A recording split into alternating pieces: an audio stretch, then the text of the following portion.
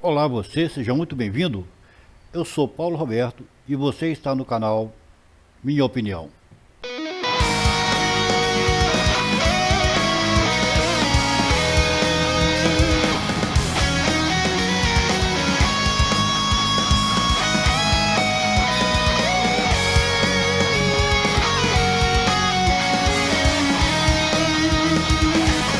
Desde já, peço que você curta, compartilhe, comente, né, e que ative o sininho das notificações, porque assim, sempre que sair um vídeo novo, você vai ser informado, né, desse novo vídeo nesse momento.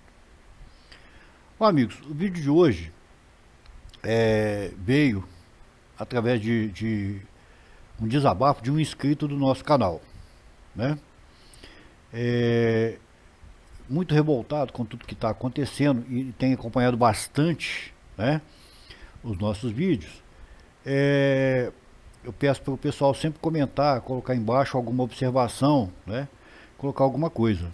Então, normalmente, as pessoas me respondem pelo WhatsApp, pelo Telegram, né, esse tipo de coisa, né. Mas é claro que com o tempo as pessoas vão, né, se habituando a comentarem, a sugerirem alguma coisa. Sempre peço sugestões e comentários, né.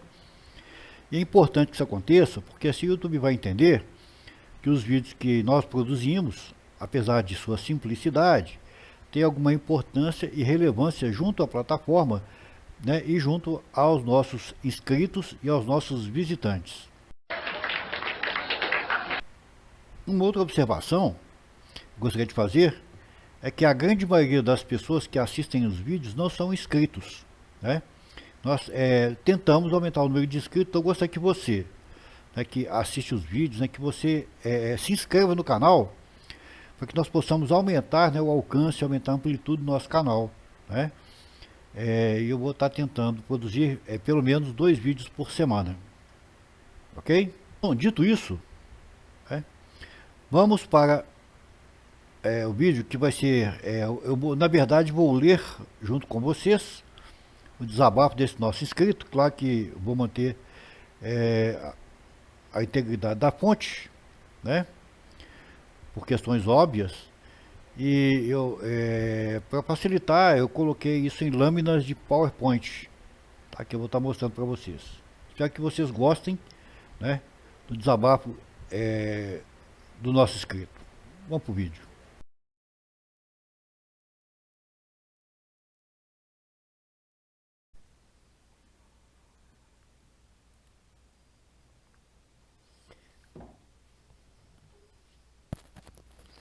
Desabafo de um cidadão brasileiro, de um inscrito aqui no canal, que expõe a sua visão sobre a atual realidade do país.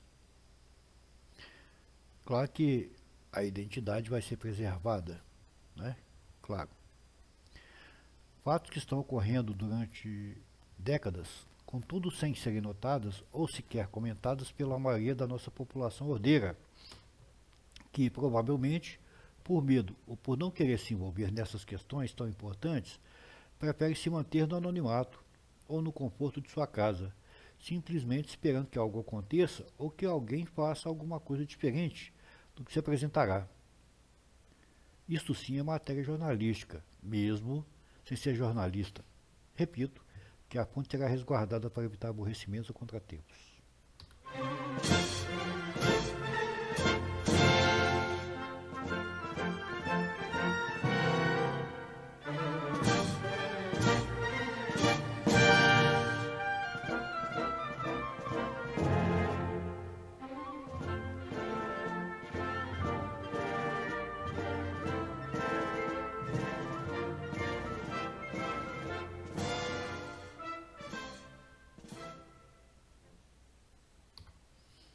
A massa pública, aqui englobando toda e qualquer instituição pública, seja no âmbito do executivo, do legislativo ou do judiciário, autarquias, enfim, toda essa massa pública recebe seu salário que é pago com os nossos impostos, portanto, com o nosso dinheiro. Não é dinheiro público, mas sim dinheiro do pagador de impostos. Assim, entendo que a massa pública é prestadora de serviços da sociedade e para a sociedade. Portanto, ela é empregada do povo. em sendo pelo povo regiamente muitíssimo bem paga. É justo que também o povo receba tratamentos e direitos proporcionais ao custo dessa massa pública. Imunidade parlamentar. Nada mais é do que dizer que o que pensa sobre qualquer dos nossos representantes e suas performances ao exercerem os seus cargos. É direito de quem os paga dizer sobre tudo que não está de acordo com o bem comum. É respeitar constitucionalmente a Carta Magna e a democracia. Não pode ser privilégio apenas dos parlamentares que elegemos e pagamos. Salários. Quem os recebe não pode aprovar os seus reajustes. É incoerente com a realidade do trabalhador e do empresário brasileiro, que evita o conflito de interesses. Os parlamentares não podem de forma alguma fazer e aprovar seu próprio salário, que sempre foi e é exorbitante. Portanto, não condiz com a realidade do povo brasileiro. Há um conflito de interesses que não está sendo levado em consideração e nunca, jamais, foi considerado relevante. Foro privilegiado. O povo tem foro privilegiado? Se o povo não tem, a massa pública também não pode ter. Legislativo, judiciário, executivo e etc. Tem que ser julgados pelos trâmites normais, sem qualquer tipo de privilégio. A justiça deveria ser a mesma para todos, sem distinção. Igualmente para qualquer funcionário ou servidor público que cometer qualquer tipo de crime, este deve ser julgado de forma igual a que qualquer cidadão brasileiro está sujeito, cabendo-lhe a devida prisão, desde a primeira instância, visando cumprir todo tipo de punição legal. Não há que ter tornozeleira eletrônica para ninguém, mas sim que haja prisão tipificada no Código Penal, ou nos respectivos códigos conforme a Constituição Federal determinar, e que esta seja desde a primeira instância que obrigue ao criminoso a prestar serviços comunitários em conformidade com o caso. Prescrição. Essa alternativa deve ser retirada da Constituição Federal. Nenhum crime deve estar sujeito a ser prescrito. Aí está uma das causas da ineficiência da justiça brasileira, que causa o caos e a insegurança para a sociedade, a impunidade, a demora em julgar os crimes civis, políticos e empresariais, etc. Não deveriam prescrever. Decisões judiciais deveriam ser céleres. Não pode haver decisões jurídicas em qualquer instância que visem o interesse político ou de classe, mas preservando o interesse para o bem comum. As decisões deveriam ser embasadas nas leis e não em preferências políticas. Essas têm sempre interesses escusos e prejudiciais, nocivos para a sociedade. Uma decisão política, em sendo proferida, mostra estar conivente com o autor do crime. Portanto, deve ser banida pelo sistema judiciário, sob pena de quem a conferir estar cometendo o mesmo crime. Fica quem a profere ter seu diploma ou cargo, mandato cassado, além de sofrer das mesmas penalidades que o autor principal está sujeito. Ajuda financeira. Não pode haver benefício algum, seja no âmbito do legislativo, judiciário ou executivo, das autarquias, etc. Se o povo não tem essas regalias, os nossos representantes também não as devem ter. Carros, gasolina, aluguéis, passagens aéreas, etc. Bolsa Família. Quando o beneficiário perde a condição de ser beneficiário, importante que a condição de beneficiário seja provisória. Para isso, há de se ter um planejamento. Dar ao beneficiário condições de conseguir um emprego fixo, na própria cidade onde mora, com garantias e estabilidade. Os governos municipal, estadual e federal juntos devem promover políticas públicas para a geração de trabalho, pequenos negócios, empregos formais, com a preparação e formação profissional dos 17 anos em diante, independente se jovens ou adultos ou idosos. Todos têm direito. Escolas para todos. Escolas públicas com atividades obrigatórias para as crianças a partir de 7 anos de idade, durante 8 horas diárias, incluindo aí os jovens maiores de 16 anos de idade. Pois se nessa idade eles podem votar, com segurança também podem estudar. Adultos sem alfabetização. Igrejas, ONGs e outras entidades apropriadas, funcionando das 17 horas às 21 horas, durante toda a semana, para alfabetizarem os adultos interessados. criar escolas especializadas para alunos especiais, com professores e ajudantes devidamente qualificados, cada especialidade voltada para a necessidade de cada aluno. Currículo escolar. Introduzir, desde o primeiro ano de vida escolar, guardando as devidas proporções, a iniciação ao direito constitucional. O brasileiro, desde cedo, deve conhecer a sua lei maior, a que rege tudo em nosso país, e assim, quando crescer, sendo candidato a cargo eletivo, ou ao assumir qualquer cargo, não mais haverá leis que sejam inconstitucionais, e se eleitor, julgará melhor seus candidatos pelo seu passado e programa de governo, em todas as esferas de poder. Introdução de economia no ensino fundamental.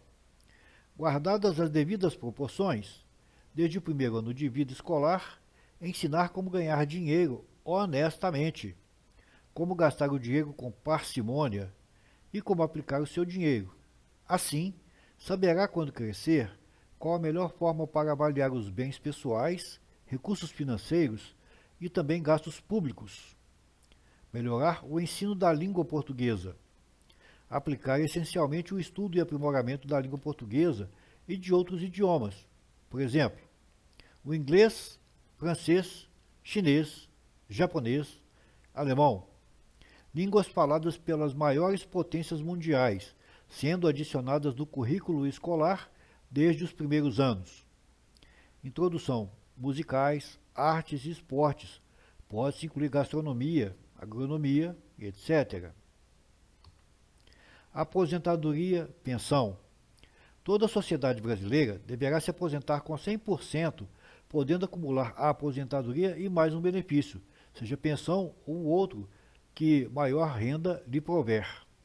Observação: aos ocupantes de cargos eletivos políticos seria vedado qualquer tipo de ajuda em todos esses casos. Seus salários são exorbitantes. Quero meu país de cabeça erguida, sem esses rótulos de subdesenvolvido, em desenvolvimento, emergente e menos ainda corrupto. Se eles continuar, ou pelo menos um deles perseverar, devemos concordar que o Brasil não é um país sério. A liberdade de expressão é um direito constitucional, cláusula pétrea da nossa Carta Magna. Não é um direito só de uma classe, mas sim um direito de todos. Eu estou sentindo uma treta! Portanto, não justifica mandar prender algum parlamentar ou pessoa do povo por discordar de uma opinião de um ou de outro, independente de quem quer que seja, político, juiz ou de alguém do povo. Quem obriga o outro a deixar de se manifestar, age de forma a desrespeitar preceitos e direitos constitucionais. Quem faz as leis e as aprova são os legisladores eleitos para essa finalidade. Togados devem cuidar para que a Constituição Federal seja cumprida. A jurisprudência esclarece lacunas que as leis não contemplam. Modificá-las ou criar outras não deve ser o seu papel. O povo não pode ser prejudicado. O bem comum deve prevalecer aos interesses individuais e de classe. A justiça deve fazer valer o peso de seu nome, ou seja, deve zelar pela boa prática, objetiva e subjetiva, da lei e da ordem. Para tanto, há de ter moral ilibada e idoneidade acima de tudo, comportamental. A credibilidade está abalada desde que a prisão em segunda instância foi derrubada pelo mesmo órgão que a aprovou. Com isso, deram liberdade a criminosos que foram devidamente condenados judicialmente e que estão livres. Estes não foram inocentados de sua culpa. O que é pior, eles podem concorrer a cargo eletivo da mais alta importância do Brasil já nas próximas eleições. Por essa razão, foram colocados em liberdade milhares de outros criminosos, sem qualquer receio de que a população venha a viver uma situação de instabilidade, insegurança e falta de credibilidade no sistema que nos rege. Motivos? Por trás dessa decisão estão os mesmos favorecidos. Pouco tempo atrás, quase não se falava dos togados como se fala hoje. Poucos sabiam seus nomes, mas que hoje em dia, até uma criança em idade escolar os conhece. Fala-se que antes vivíamos em um país único e não dividido. Contudo, já tem muitos anos em que a divisão começou, desde o início da democracia nos anos de 1984, tendo Tancredo de Almeida Neves sido eleito pelo voto indireto por aprovação da Assembleia Constituinte no dia 15 de janeiro de 1985, seguido por Fernando Collor de Mello em 15 de março de 1990, encerrando-se em 29 de dezembro de 1992, após sua renúncia em virtude do processo de impeachment. A partir daí, Fernando Henrique Cardoso, até a era PT, onde realmente se iniciou a divisão da população brasileira, causando um dano imensurável ao Brasil com a divisão imposta pelo então governante máximo do país, colocando funcionário contra os seus empregadores, promovendo a separação do Norte, Nordeste com o Sudeste e Sul do nosso país, colocando negros contra brancos, separando homossexuais de heterossexuais, promovendo o tão comentado método Paulo Freire de educar, acabando assim com a educação tradicional e de qualidade, impondo uma nova forma de não se ensinar, não se aprender, criando tão somente militantes de esquerda, não levando em consideração as questões políticas impostas aos alunos que realmente estavam tentando se formar. Antes havia uma imensa participação financeira para as empresas de comunicação que estavam sempre à disposição desses governos. Também empresas de construção beneficiadas por acordos de trabalho superfaturados, altas autoridades como o Legislativo e do Judiciário e a tão falada Lei Rouanet, que beneficiava tão somente os grandes produtores e artistas, não só do Brasil, mas também de estrangeiros. Precisamos saber pensar. Resumindo, quando as mais altas autoridades se debatem em inovar, em mudar leis, em criar dispositivos que não sejam da sua competência, quando participam de jantares com as lideranças de esquerda, propondo a criação de uma CPI que tenha tão somente a intenção de tentar incriminar quem está na mais alta posição nacional, quando essa mesma toga lhe retira o poder de decidir em caso da pandemia, e somente lhe cabe fornecer os recursos financeiros e ainda assim é acusado de genocida, após evitar os maiores colapsos nacionais, então precisamos realmente ter cuidado e atenção redobrada, porque tudo está preparado para fomentar a eleição do líder da maior facção criminosa já conhecida no mundo. Quando essa mesma facção retira todo o dinheiro do país, enviando para seus correligionários comunistas, levando seu próprio país à bancarrota. O que fará agora? Não existe para eles a condição de perder. Afinal, disseram que faremos aliança até com o diabo para retomar o poder. Dilma Rousseff. Quando o STED colocar seu exército nas ruas, armados, não haverá como perder. Luiz Inácio Lula da Silva. Eleição não se vence, se toma força. José Disseu. Eleição não se vence, se toma. Luiz Roberto Barroso, do STF e TSE. Não vou para a disputa para perder, já ganhei. Luiz Inácio Lula da Silva. As urnas são totalmente confiáveis. Quem pensa diferente está cometendo fake news. Luiz Roberto Barroso. Ah, agora eu entendi! Agora eu saquei! Agora todas as peças se encaixaram! STF, TSE. Como foi dito no início, liberdade de expressão está virando pecado capital no Brasil. Mas afinal, quem pode afirmar o que é fake news? O STF? O STE? Falam em agência de checagem, mas que agências são essas? Rede Globo de televisão? Rede Bandeirantes? Políticos? O próprio STF e TSE não são confiáveis. Então, quem pode afirmar sobre as tais fake news? O povo brasileiro deve decidir o que é ou não fake news, eleger os que devem fazer as checagens, começando pelo próprio STF, TSE e os meios de comunicação. Para finalizar, as fraldas e os políticos devem ser trocados de tempos em tempos pelo mesmo motivo. Essa de Queiroz. Se queremos um país honesto e vivo, diferente do que querem que ele seja, devemos erguer nossas cabeças, promover as mudanças necessárias. A liberdade não tem preço, mas a mordaça nos leva à desonra e à destruição de todo o povo. Brasil, um filho teu, patriota, não foge à luta. Então já peço que você deixe os comentários abaixo sua impressão, que vai ser muito importante para que a gente possa estar produzindo outros vídeos com base, né, das indicações de vocês mesmos, né? Mas a sequência vai seguir essa mesma linha, né, de preferência política conservadora do nosso país. Agradeço muito, né, a sua boa vontade, a sua paciência, né, e que Deus abençoe. E até o próximo vídeo, se assim Deus o permitir. Brasil acima de tudo e Deus acima de todos. Muito obrigado.